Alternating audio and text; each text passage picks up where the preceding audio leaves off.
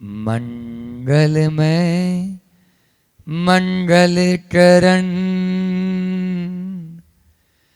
वीतराग विज्ञान नमो ताई जाते भई अरहंतादि महान। जो विद्यादि सागर सुधी,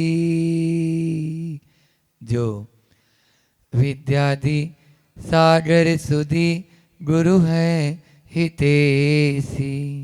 शुद्धात्म में निरत नित्य हितोपदेशी। वे पाप ग्रीष्म ऋतु में जल है सयाने। पूजू उन्हें सतत केवल ज्ञान पाने। वंदू उन्हें सतत केवल ज्ञान पाने।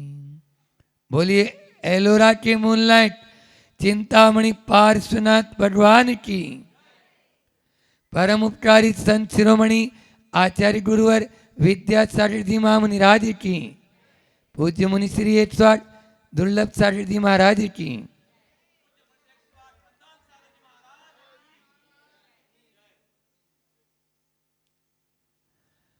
प्रतिदिन समाधि तंत्र के माध्यम से आत्मा की कसौटी पर अपने आप को एक एक कारिका के माध्यम से कस रहे हैं। हमारा लक्ष्य यही है कि हम कहाँ हैं और कितना चले हैं और आगे अभी कितना चलना बाकी है। ये कारिकाएं अपन को बता रही है। जैसे आप लोग गाड़ी ड्राइव करते हो ना, जब गाड़ी ड्राइव करके जाते हैं, मान लीजिए यहाँ से दिल्ली जाना है, तो आप माइलस्टोन देखते रहते हैं। हाँ, अब इतना चल लिए और इतना चलना है, और ये भी ध्यान रखते हो कि दिल्ली जा रहे हैं, बम्बई नहीं जा रहे।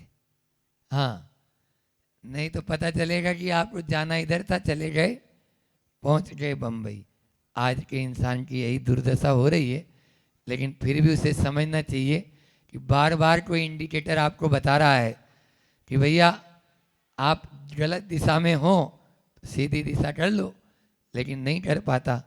इंसान की हालत क्या होती है। एक बार एक व्यक्ति ट्रेन में यात्रा कर रहा था।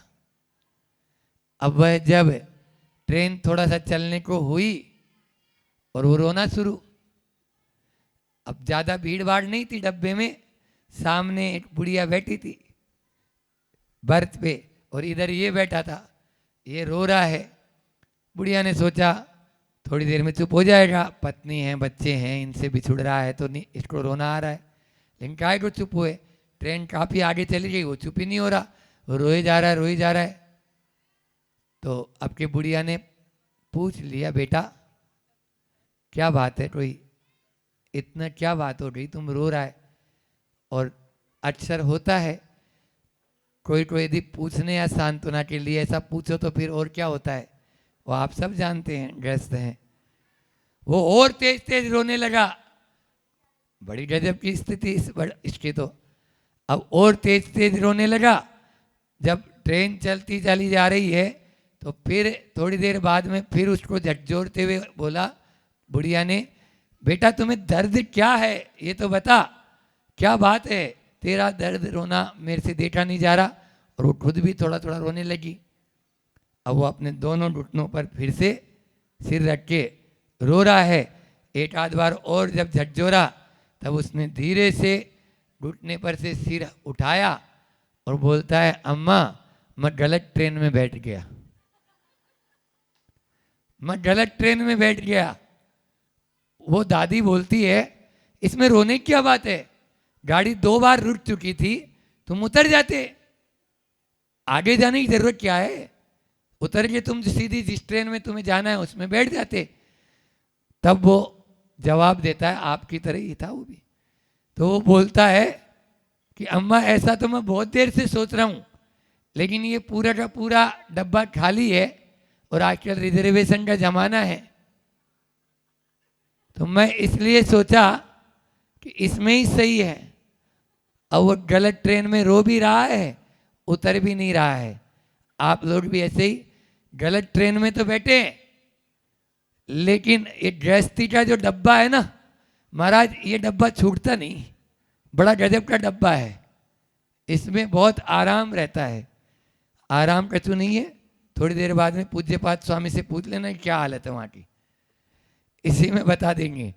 इसलिए अपने आप को हमें स्वभाव में स्थित रहना है। मैंने परसों भी कहा था कि गति महत्वपूर्ण नहीं है, दिशा महत्वपूर्ण है। लिख लो, आप किस स्पीड से चल रहे हैं ये महत्वपूर्ण नहीं, दिशा आपकी क्या है।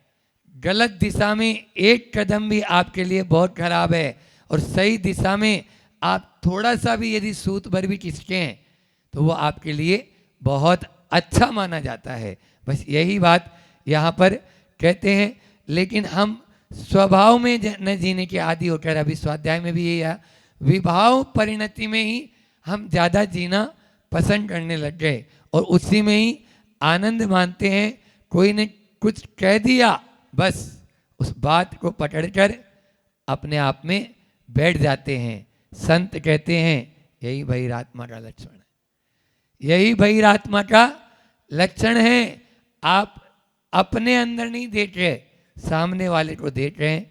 सामने वाले को देखने से तीन काल में हमें संतुष्टि या आनंद की प्राप्ति नहीं हो सकती। कल बताया था, समता, सहजता, सरलता और सादगी हमारे भीतर जब तक नहीं आएगी तब तक हम अंतरात्मा बन ही पाएंगे। आज भी कुछ बात इसी प्रकार कह रहे हैं।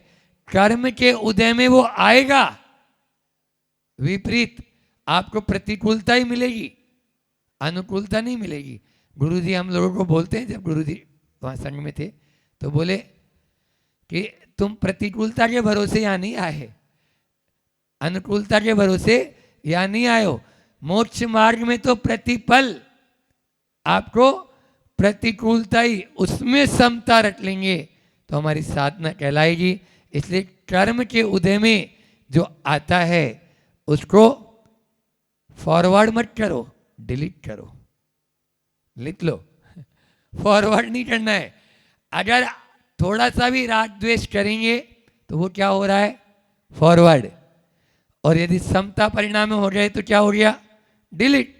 हाँ, आम पकने के बाद क्या होगा, वो तो झड़ेगा नीचे, झड़ना ही है, यही होता है। निर्जरा इसी का ही नाम है।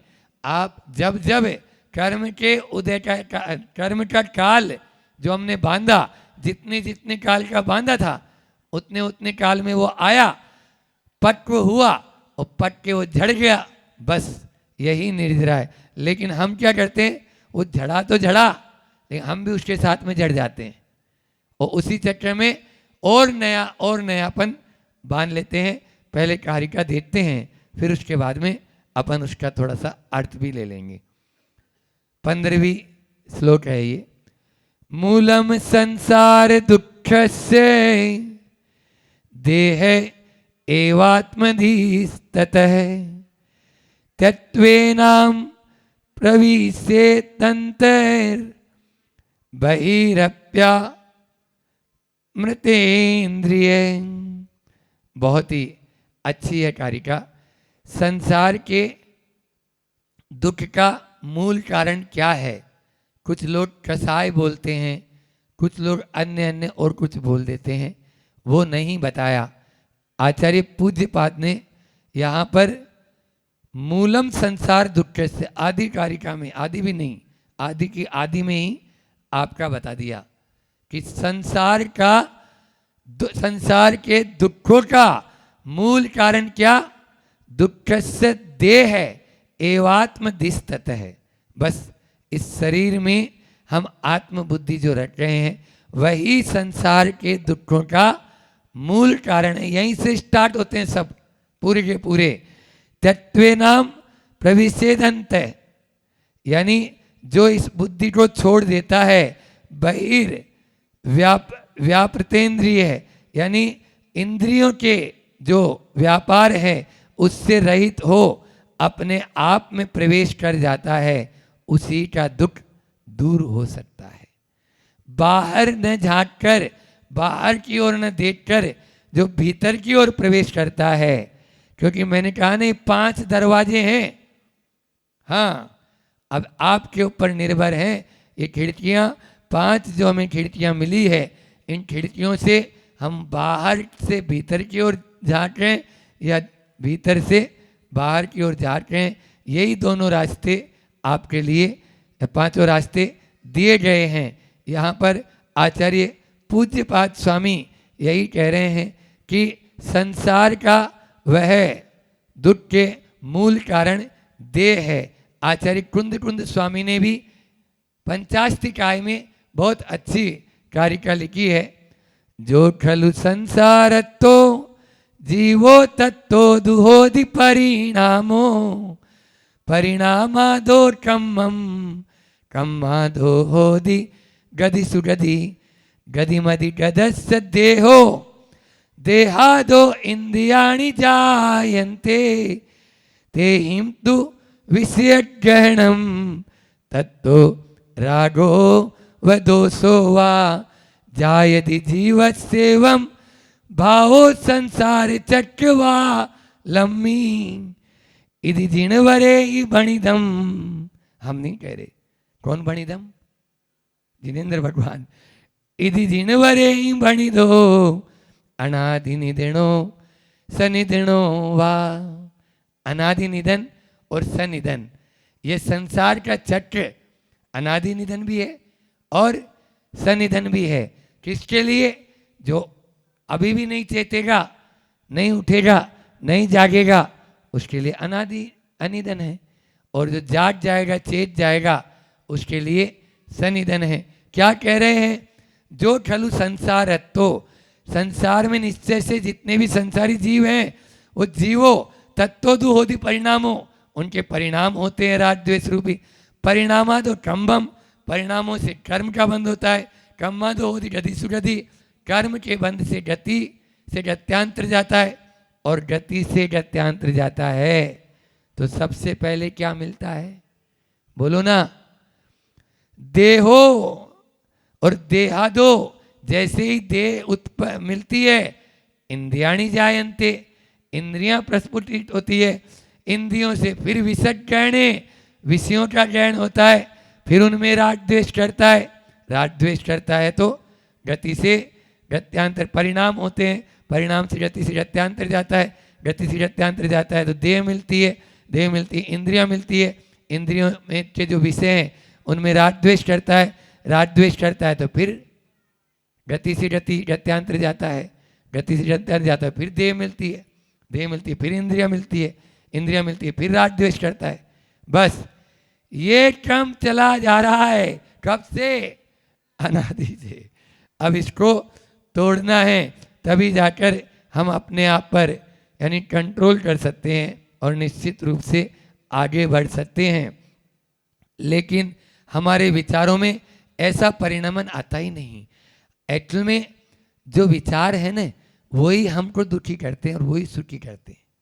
जो हमारे आया ना परिणामादो, पहले सबसे पहले वही आया, परिणामादो से ही फिर वो आगे उसको गति से गत्यांतर, गति से गत्यांतर से देह, देह से इंद्रिया, इंद्रिया से विषय ज्ञान, विषय ज्ञान में फिर परिणामादो, ऐसे लगाते चले जाओ। तो यहाँ पर यही कह रहे हैं कि जो हमें गति, अपन को जो विचार हैं या परिणाम हैं, वो परिणाम हम अधिकतर गलत ही सोचेंगे या नेगेटिव अप्रोच ही रखेंगे।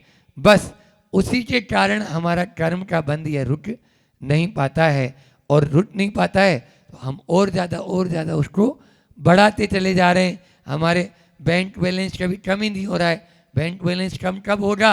जब हमारे परिणाम सीता की तरह हो। सीता ने कभी भी किसी के ऊपर आरोप लगाया क्या? बोलो।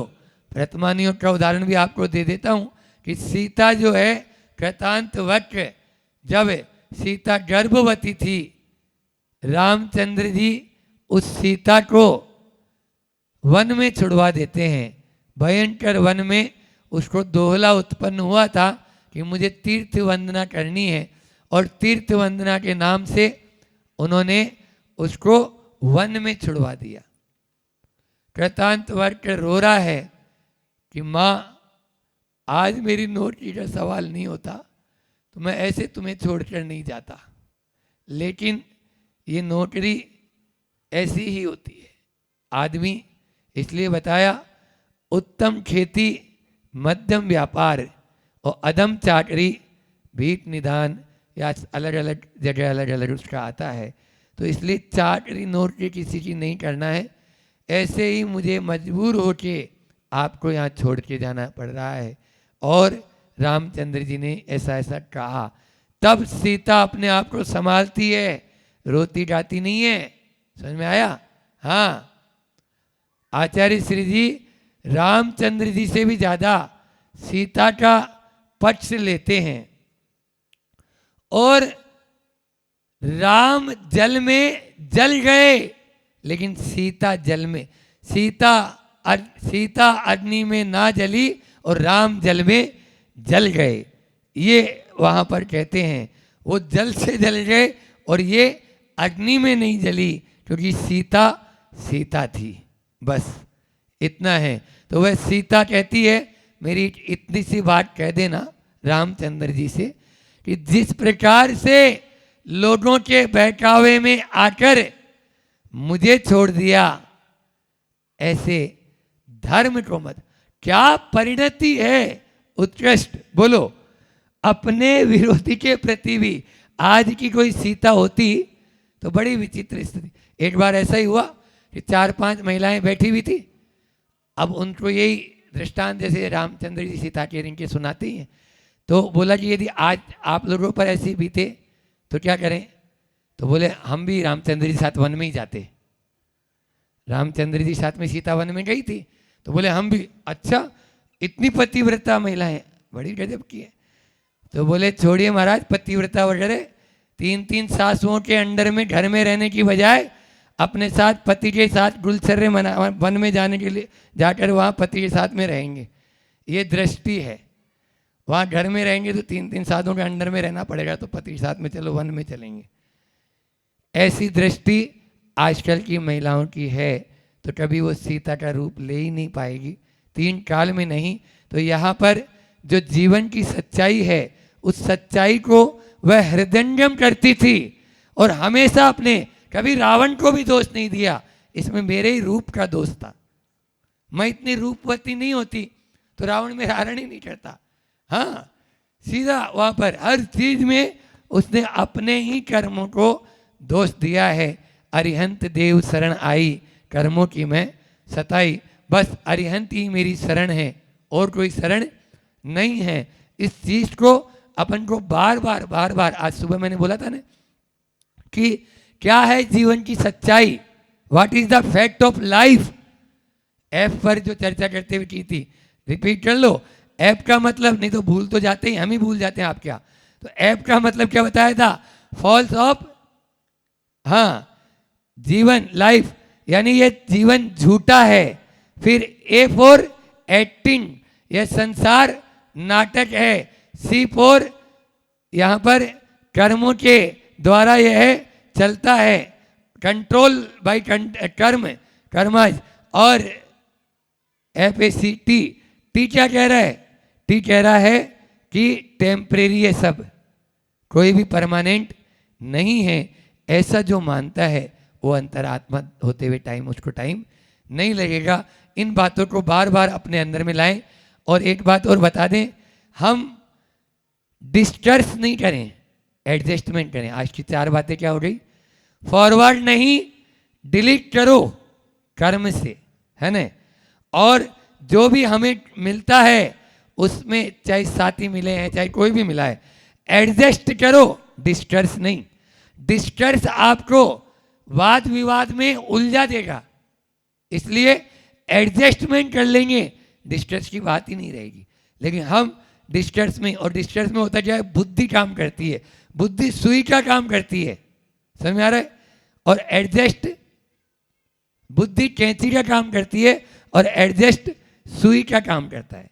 वो जोड़ने का काम करेगा, तोड़ेगा नहीं। इसलिए अपन को एडजस्ट करना है। जो भी, चाहे पति पत्नी है, चाहे सास बहू है, चाहे भाई भाई है, चाहे दोरानी जिठानी है, ये सब घर परिवार ऐसे ही है ना, आपस में एक दूसरे से एडजस्ट कर लेंगे तो तुरंत आपस में एक दूसरे के प्रति सौहार्द रहेगा, अन्यथा खिंचाव भी रहेगा। आप कितना डिस्कस, हर आदमी का यही रहता है, हम ईंट का जवाब पत्थर से देना जानते हैं। कितना देगा? तुम पत्थर से देगा, वो लोहे से देगा, तुम लोहे से देगा, वो और दूसरी चीज ले आएगा, फिर कितना जवाब देता रहेगा। तो ये समझौता ही अपने लिए है, एडजस्ट ही अपने लिए है, उसी को अपन को लें। तो आज की ये 4 बात हमेशा याद रखें, फॉरवर्ड नहीं डिलीट करें और डिस्कस नहीं एडजस्ट करें, तो अपना जीवन आगे बढ़ जाएगा। आचार्य श्री जी का आज का हाइकू भी बहुत अच्छा कि मलाई कहाँ अशांत दूध में प्रशांत बनो। अशांत दूध में, खोलते हुए दूध में कभी मलाई नहीं आती। अम्माएं क्या करती है, बहनें उसको उतार के नीचे रख देती है। एक आ गया दूध की बात आई, तो आज बात आई थी कि नॉन स्टिक जो होते हैं वो दूध वगैरह सब उसी में ही रखते हैं आजकल तो सारे बर्तन, चाहे कढ़ाई है, चाहे आपकी जो तबेला है या कुकर है या जो भी है। तो नॉन स्टिक या एल्यूमिनियम, ये दोनों ही कैंसर के प्रबल कारण हैं, लिख लो। इसलिए आज बोल दिया था हमने, जिन चौकों में ये है उन सबको बाहर कर देना है, ताकि मुनि महाराज जी कहाँ जाएंगे? आप तो कीमो लगाने बम्बई भाग जाएंगे, महाराज जी को कैंसर हो रहा तो कहाँ जाएंगे बताओ? और आप उसी में बना खिलाएंगे तो फिर हम तो मान लीजिए बस बैठ जाएंगे हाथ पे हाथ धर के, आ जा तू तो आ गया तो तेरा सम्मान ही अब क्या है, अपमान थोड़ी करेंगे। हाँ, तो इसलिए डोंट वेरी, हम इस बात से डर नहीं रहे, लेकिन ये आप लोगों की नैतिक जिम्मेदारी है या नहीं है बोलो। इसलिए आज ही आप लोग अपने से खरीद लें, बहुत अच्छा है, नहीं तो हमने कमेटी वालों को बोल दिया कि पहुंचा दो जहाँ जहाँ नहीं है, तो इतनी भी व्यवस्था है यहाँ पर। तो पूरी आप लोग और जो और भी लोग सुन रहे हैं, आप लोग देखो स्वयं भी के लिए तो हानिकारक है ना। इसलिए पहला काम ही हो गया, और इस हाइट का अर्थ तो यही कि मलाई कहाँ? अशांत दूध में प्रशांत बनो।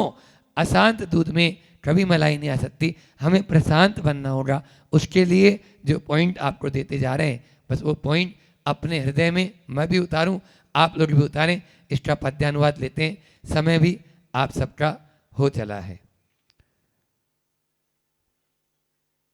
हाँ, संसार का प्रथम कारण देह ने है, बहुत अच्छा है, रुद्ध हाय जिससे यह बोध गे है, व्यापार त्याग द्रुत इंद्रिय काम कारे, हो आत्म में रत अतः यदि लोग सारे। आत्मा में रत हो जाएंगे तो इंद्रिय व्यापार भी और देह व्यापार भी अपना छूट जाएगा। देह से इसने छूटे और इंद्रियों के व्यापार को अपन विराम दें, तभी आगे बढ़ सकते हैं। मछली होती है जल में, वह अपने आप को आनंद मानती है, और जल से बाहर निकालो तो तड़पती है, छटपटाती है। उस मछली से कम अपन शिक्षा ले ले। आत्मा के पास वह जल के पास रहती है, तो वहाँ पर विषयों के पास आते ही उसको तड़पड़ाहट होने लगे, तब वह अंतर आत्मा होगा। इसी प्रकार से हमें उस मछली की तरह तड़पड़ाहट हो बाहर के, तब जाकर हमारा अंतर आत्मा की दृष्टि होगी। दृष्टि हो इसी भावना के साथ। अहिंसा परमो धर्म की। आचार्य गुरुवर विद्यासागर जी महामुनि राज की।